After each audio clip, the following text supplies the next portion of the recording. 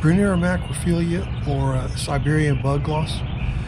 Brunnera Macrophylla is a herbaceous perennial native to the Caucasus Mountains. It is a clump-forming plant with heart-shaped leaves and small blue flowers that blooms in the spring. It is hardy in zones 4 to 9 and grows best in moist, well-drained soil in the shade. Water it regularly and give it plenty of organic material. It can be cut back in the fall after the flowers have faded.